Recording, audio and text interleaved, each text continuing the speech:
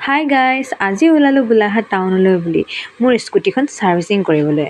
স্কুটিখন বহু দিন হ'ল, তাৰ আকৌ ভাল হৈ থকা নাই ফাংচনবোৰ, সেয়ে তাক বোলো অকণ মেৰামতি কৰি আনো। সেয়া আমি গৈ আছোঁ পাপা আৰু মই। চাওকচোন ৰাস্তাটো যদিও ব্লককেইটাৰ, তথাপিও ইমান যে থেতেলনি খাইছোঁ, সেইকাৰণে স্কুটিৰ অৱস্থা বেয়া হৈ গৈছে। এনেদৰেই আহি আছোঁ আৰু উপায়তো নাই। আমাৰ ছাৰ্ভিচ চেণ্টাৰো পাবলৈহিয়ে হ'ল আৰু এনেদৰেই।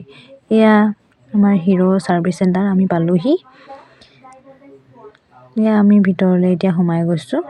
চাওকচোন ইয়াত বহুতো বাইক স্কুটি এনেকৈ ৰখাই থোৱা আছে। এয়া পাপাই কাউণ্টাৰত কথা পাতি আছে। এইফালে আকৌ মোৰ মুখৰ অৱস্থা চাওকচোন, ৰাস্তাত আহোঁতে যিহে ধূলি, গোটেই অৱস্থা নাই মুখৰ। এনেদৰে অপেক্ষাৰ অন্তত স্কুটিখন হ'লগৈ ভাল। তাৰ পৰা ওলাই আহি পেহী ঘৰলৈ বুলি গ'লোঁ। এয়া পেহী ভণ্টিক বোলো ভিডিঅ' এটা কৰি দিওঁ, তাই ভাবিছে ফটো মাৰিছোঁ, ধুনীয়াকৈ প'ষ্টটো দিছে আৰু। তাৰ পৰা আমাৰো সময় হ'ল ঘৰলৈ বুলি ওলাই আহিলোঁ। এয়া চাওকচোন ৰেল ক্ৰচিঙত আকৌ ৰেল গেটখন পৰি গ'ল নহয়। আমি ৰখি আছোঁ আৰু বহু সময় ধৰি। অৱশেষত ৰেল গেটখন খুলি দিলে। চাওকচোন মানুহৰ ভিৰ, ঠেলা হেঁচাকৈ পাৰ হৈছে। এনেদৰে আহোঁতে আহোঁতে আমাৰ বেলিয়ে পৰিল। আজিলৈ বাই, মোৰ পিছৰকেইটা মিনি ব্লগত আকৌ লগ পাম।